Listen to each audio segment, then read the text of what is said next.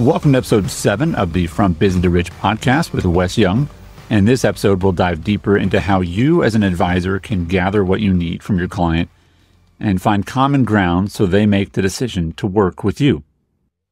Well, welcome back, Wes. Good to see you again. You too, Andy. Cody, nice to see you as well, my friend. Good seeing you, Andy. Thank you. Cody, I actually want to start with you. As you've been working with Wes and he's been, as he trains the staff. Today we're going to talk about healthy tension, creating healthy tension in meetings, and again, it's sort of it's the job, I think, of a trainer. Their job is not to make the person they're training feel comfortable, right? It's sort of to get comfortable being uncomfortable, to be okay with a tension or pushing them to answer difficult questions or do difficult things that they normally wouldn't do on their own. Because if you would do it on your own, you wouldn't need a trainer, right? If you could do these things on your own, you wouldn't need an advisor, essentially.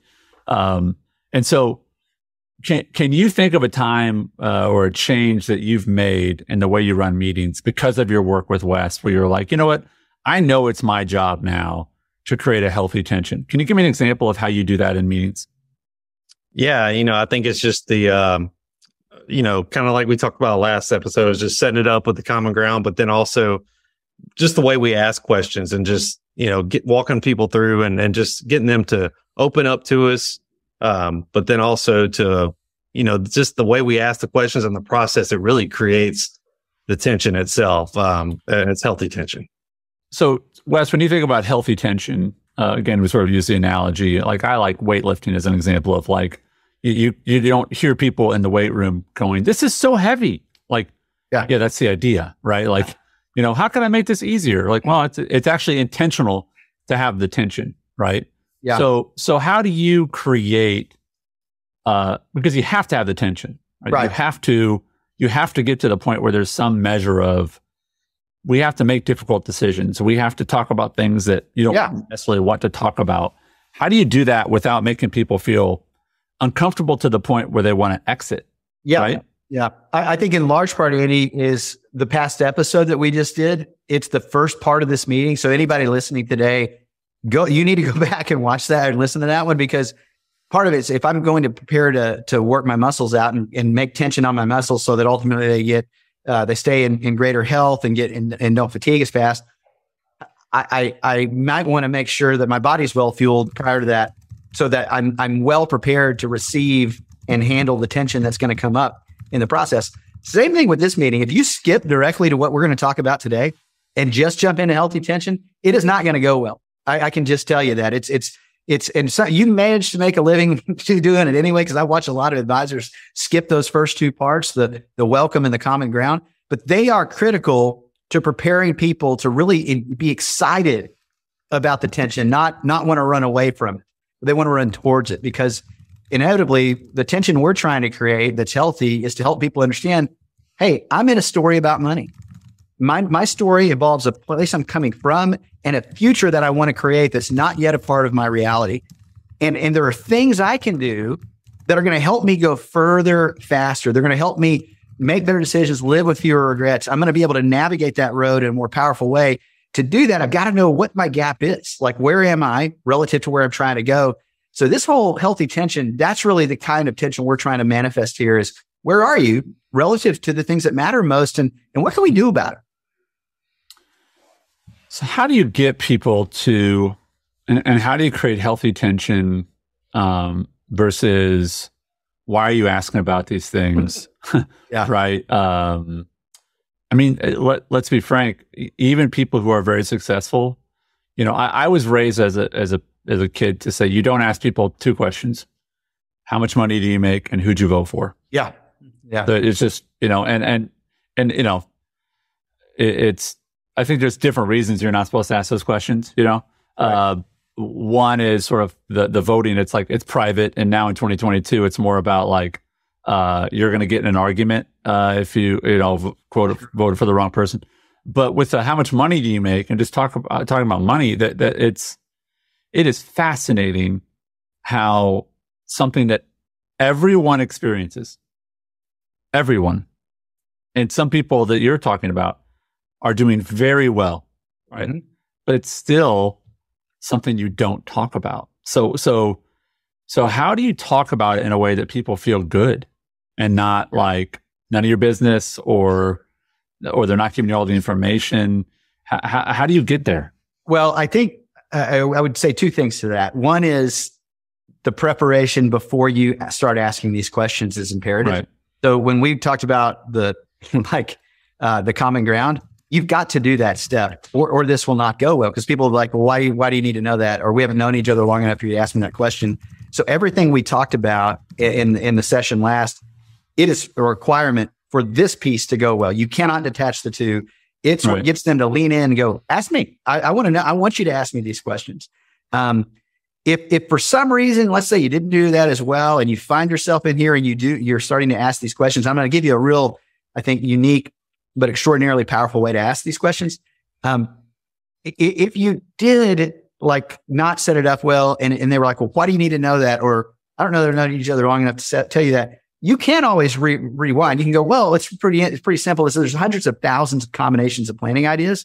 Right. What makes one relevant is totally dependent on the story you're navigating about money, where you are relative to what matters. I can give you some examples and make sure that adding enough to you to want to give me more information to be helpful to you. So you remember that, and you will have a little bit of that, especially if meetings aren't set up well. But I will tell you, Andy, this is just our experience. I would say 99% of the time, if you do the what we did last session, if you do the welcome and you do common ground well, you will have zero pushback on all these personal, intimate financial questions you're gonna ask. Because what'd you do? You told them what you're about to do and why you're about to do it. You gave them why. You didn't just start into these questions. So that's imperative. How you ask the questions themselves is really important, because I mean, I can tell you, early days of my most people would call what we're about to do a fact-finding conversation. Yeah. It was more like an interrogation. Like I was thinking the difference. I'm sorry.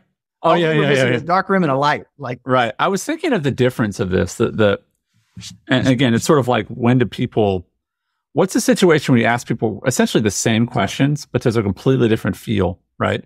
And I was thinking about an interrogation, and I was thinking about the difference between, and I mean this sincerely, like, imagine your client sitting with someone from the IRS and them asking the exact same questions you ask as an advisor, right? Yeah. Tell me about your income. Tell me about your vacation home. Tell me about your rental properties. Tell me about the different accounts you have at this bank and that bank. Right. Tell me about your car loans. Tell me about this gift that you, I mean, and it's funny. I wish if people could see the video, it's sort of like this tight-lipped, you two guys are just like, what, like those are all landmines, and you're just sort of like, what should I share? Right. Right. What are you going to do with that information versus if it's part of a larger common ground? Yep. I want to leave my church $500,000. I want to build 100 wells wherever, you know what I mean? I want to fund, this many schools in my community. I want my kids to not have to worry about a down payment for their first house. I want to pay for my grandkids' college. Ask it, then you answer those questions and ask those questions. It's a very different conversation. Yeah, the atmosphere is completely different. And what I would say, Wes, is, and you can disagree, it'll be fun if you did, but is it possible that if you have not set it up correctly, that people really feel like they feel interrogated? They don't feel like that's my information. Right. What are you doing with it? Well, I think it's two things. I think it's how you ask the question. And I think second, did you tell them why you're about to do what you're going to do? And that's really what the welcome was all about, in a way that they were excited to answer these questions. Exactly. Not the other way. And so that's why it's so imperative to do that. Then the second part, and this would have changed my fact-finding life in the early days if I'd have had this really simple way, conversational way, not interrogate. Because it's not like how much money you make, what's your wife's name, what's your birthday, right. Where's your money at, and versus, I'm going to get all that stuff. All that stuff's important to know, but here's just simple words that make it so much easier and so much more fun. Hey, tell me about your family. Tell me about your real estate. Tell me about your business. Tell me about the liquidity you have. And what I mean by that is, it's tell me about. Here's what generally happens, Andy, and Cody and I have lived through this countless times. They're going to give you 90% of the information you would have interrogated out of them anyway. And then you can go back and pick up the couple other pieces that they may have missed. Like, oh, okay, and is that an S Corp or a C Corp? Or is this so? As an example, Wes, when you say, tell me about your business, I doubt that they say, and maybe I'm wrong, but like, I doubt they go, well, let me tell you the financials. Like they probably go, well, we started, my dad started it. They tell you about their business. Now, I also think story they're in that business. Yep.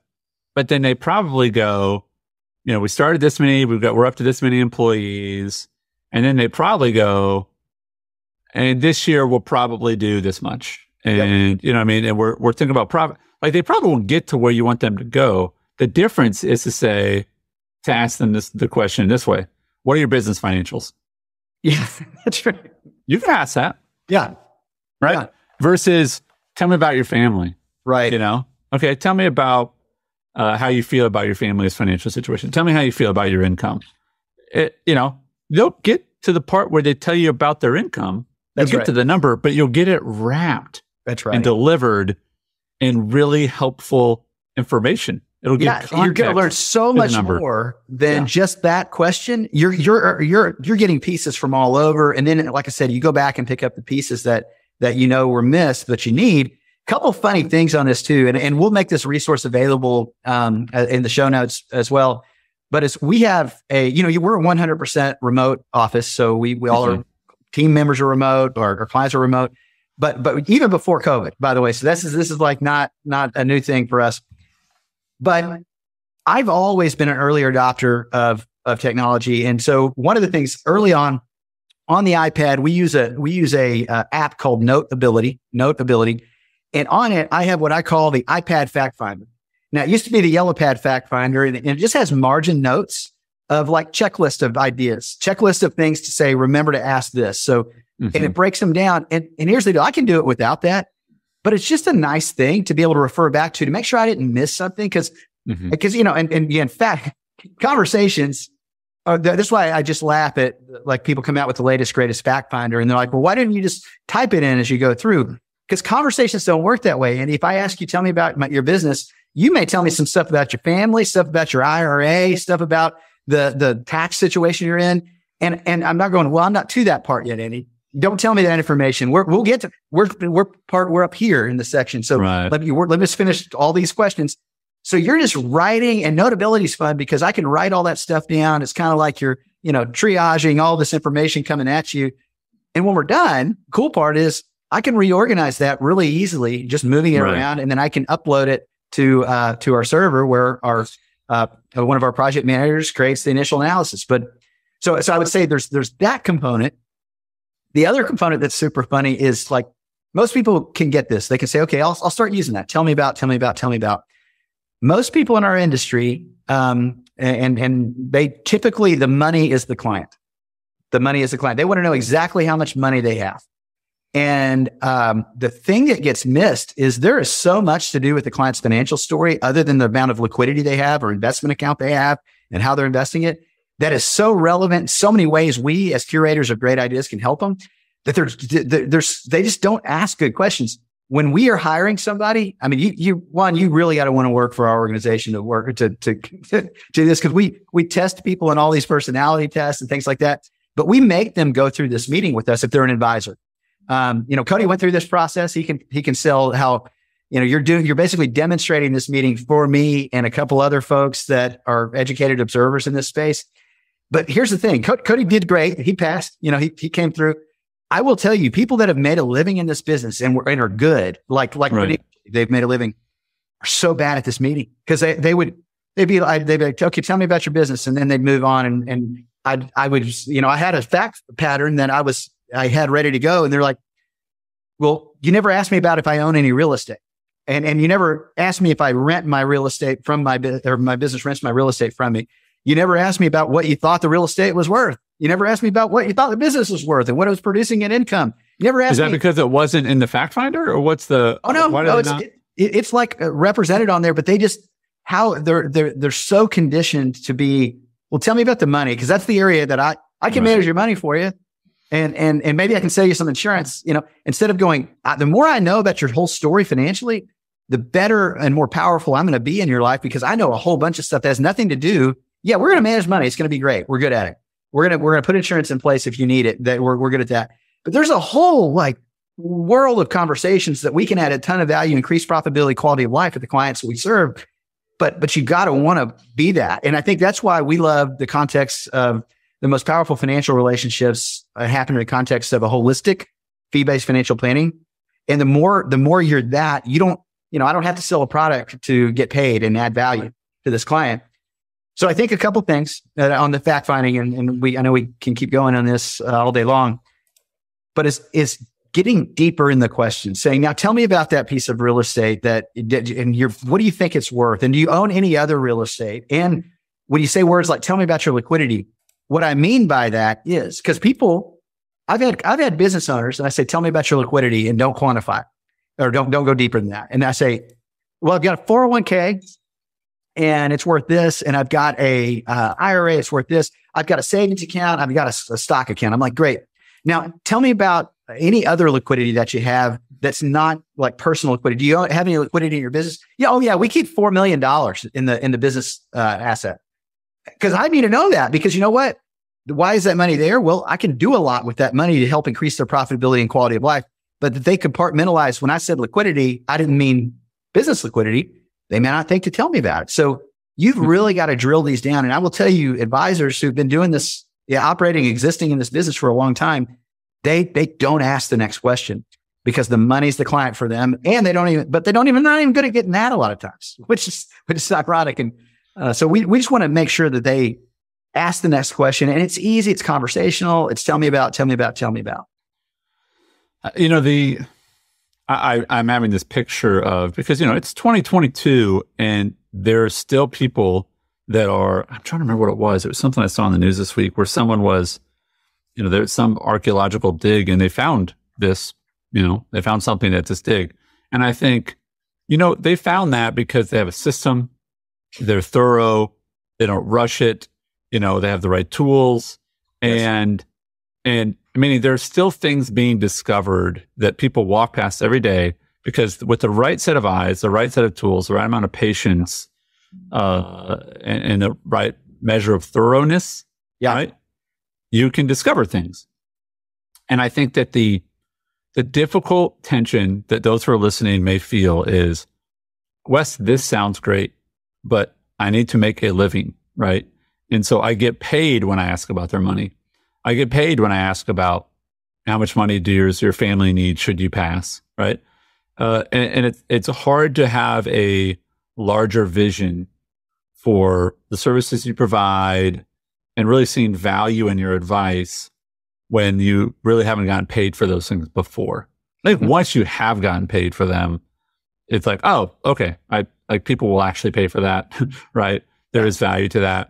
Because for some people, I don't know a lot, but for some people listening, it's sort of like, these are just things that these are means to an end. These questions, this exploration, these sort of ideas, I just use them to get to what I really want, if I'm trying to be blunt, right?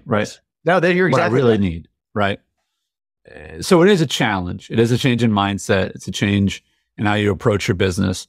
But I want to encourage you all listening that if you take the time to ask questions with a different, that all this information is valuable, and it's not to be cast aside. Oh, I don't need that. Like, oh, actually that's really helpful, because it can take you down a different road, right?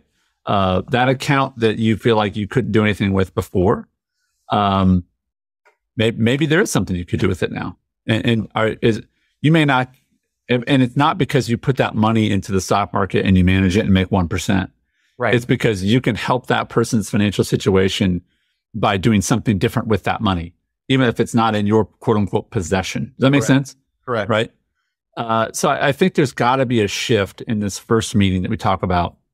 There's got to be a shift as an advisor to, my goal is to get as much data as I can.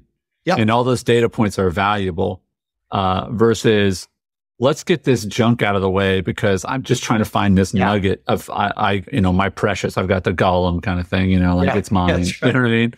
It's got to be a different attitude, right? Yeah. It's sort of like it's all connected. It's all part of the picture versus, dig. And this is the only thing of value. Yep. You know what I mean? Yeah. And I think that with that, a couple things occur. One is, even if that's all you did, now I'm going to show you, like, there's two other like end caps here that are really important to this tell me about conversation. But if all you did is say, tell me about, and you kept like just recording all these things down and writing them down, what naturally and normally happens are awareness gaps. Like they become aware of, oh yeah. It's not the way I want it to be right now. Or my will's 20 years old, or don't have a will. There's all kinds of little stuff that's going to come up that they're like, yeah, I should probably do something about that. But then you want to really solidify it because they've got all this stuff. You're kind of pulling out of them the story that they're in. Both here's my balance sheet, right? My income. And what am I navigating towards? And there's a couple things we do. First is one really good question to ask in every single one of these meetings is, so what's it look like? What's a rich life look like for you? You feel like if you're navigating through the next 10 years of your life, like what's a day in the life you look like? How are things working? And then let them dream a little bit. They're going to go, I'd like a mountain house, or, I'd kind of like to be able to fly private every now and then, or I'd like to make sure my kids, we have a lake house together where everybody's getting together and we take a trip together once a year. Right. And you can even drop some of that stuff in if they're, some people are really good at going, well, I think I kind of like this or this. Excuse me. Other people are like, they need help. And so you're just like, have you ever thought about having like once a year, a massive like family reunion type vacation where you've got the wealth in order to create that, or whatever it might be? I just need to get them thinking in that future state. But then, Andy, the most powerful thing that we do, and again, these are all important. They all fit together. Is I'm going to give them at the end of this healthy tension, to really solidify the healthy tension, I'm going to give them the story that they're in about money in language. And that is so critical because every person on the planet is in a story about money. And that story typically revolves around three things. It revolves around income, it revolves around assets, and it revolves around heirs. No matter who it is, I've got all this information from them. So here's how I would do that. Andy, I'd say, hey, Andy, thanks for sharing all this with me today. It goes without saying, this is all confidential. Let me try and say back to you what I think I heard you say was important.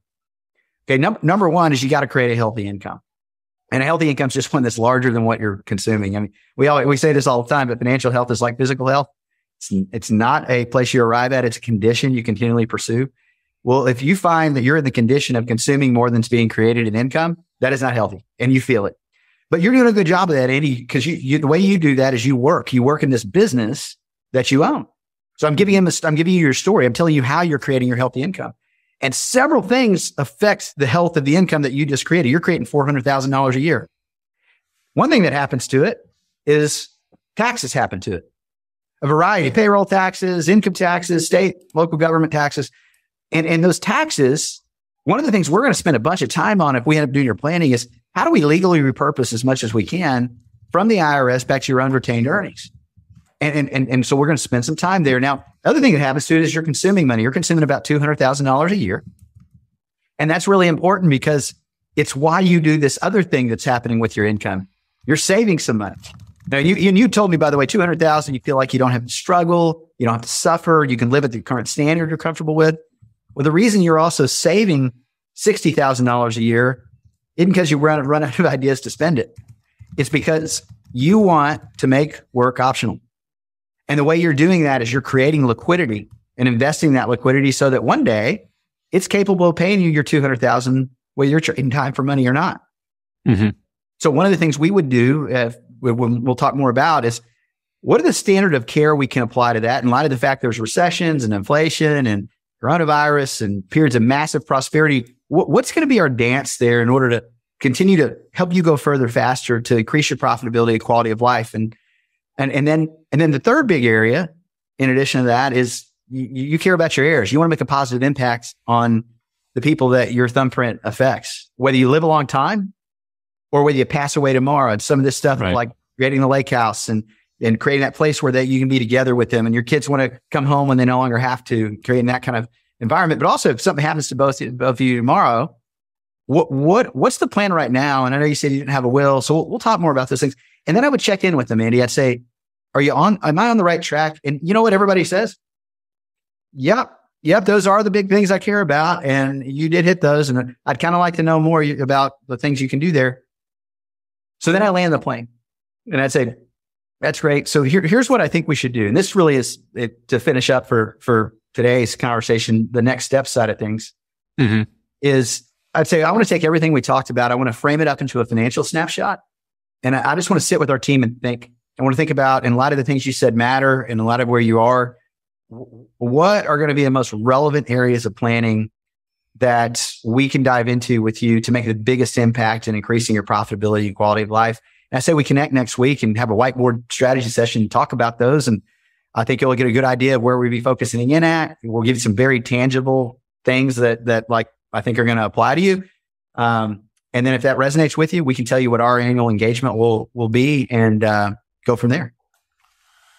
So Wes and Cody, I'll have you chime in this as well. If you have done a good job in the initial conversation, meeting this person or have another person say, hey, you should meet with my guy, Cody, right? If they have a clear understanding that you're not just about AUM and insurance products, okay, let's make that assumption. Yep. That you're not, it's not like, hey, I'm just here to talk about life insurance. Okay. Mm-hmm. And maybe, but it's unlikely that they perceive you in that way. Okay. Yep. That they know some sense of like, okay, this person wants to talk about my whole financial world. Okay. Not just one product. Okay. And then you've got the first meeting and you've done a good job of hearing their story, getting some data from them. And you end that meeting, Cody. How do you want, what kind of how do you want that client to feel? What kind of reaction do you want that client to have when you've said, okay, great, I've got what I need. Now I want to put together some strategies based on what you've given me. Or let's have another meeting where we really dive into some specific strategies that I'll bring now that I've got this information. So again, meeting one is a lot of gathering information, getting their story. Meeting two being, hey, I'm gonna bring some strategies.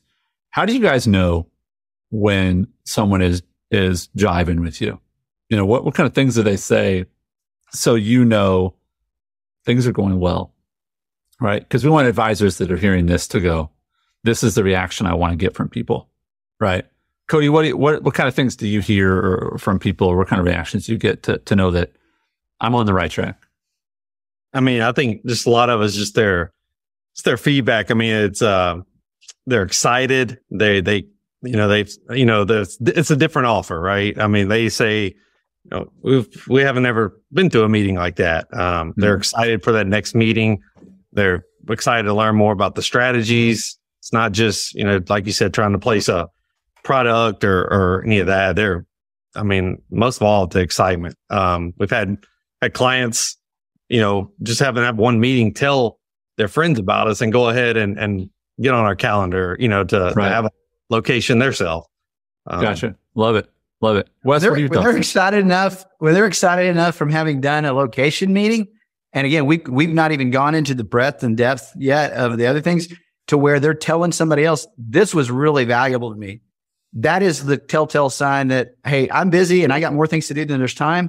But this is so interesting. I am leaning in, and you should too. I want you to lean into this. That's a really telltale sign that what you're doing is working. Yeah. So I want to encourage you who are listening. I think that this is before you've actually offered any solutions, right? You've offered any or put into place any strategies. I mean, there's no deliverable yet, but I think that there is if I can use an analogy, like it's sort of like if you go to a marriage counselor and all they do is ask a bunch of questions, but you go, you know what? Just the way they're asking these questions, I feel like we're going to get to where we need to go.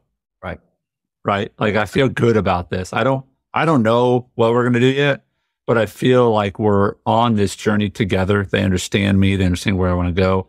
I don't know how we're going to get there. That's their job, but at least I feel like they understand my priorities, my values, my situation, that I can trust them to guide us.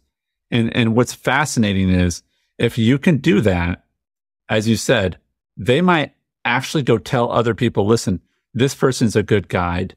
And the friend's like, well, where are they taking you? I don't even know yet, but what are they going to do to get you there? I don't know, but I know that I trust that they are. Yeah.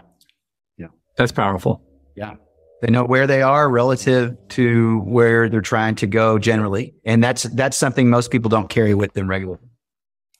Yeah. And again, that's because if it's about a product, then that's not really the journey necessarily. Right. People don't generally share about products with other people. They want to share, hey, my life's getting better and this person's helping me do that. That's right. So Wes, what do we want to talk about in our next episode?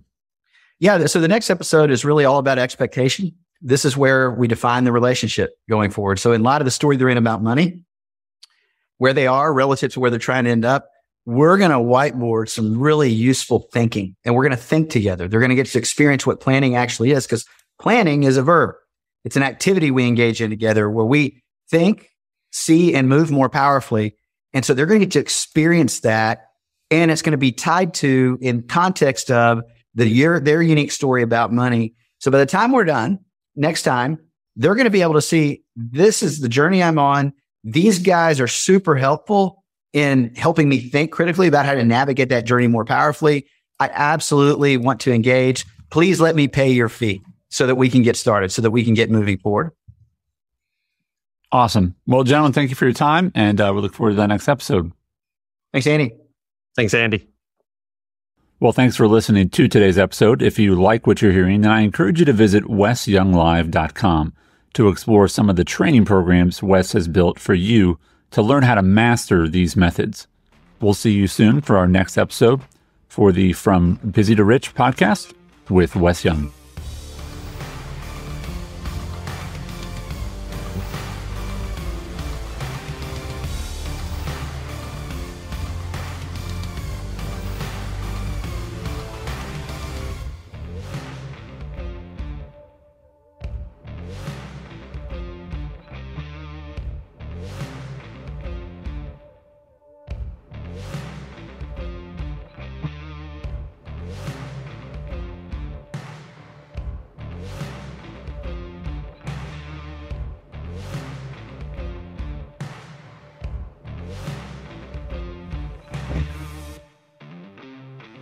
Yeah.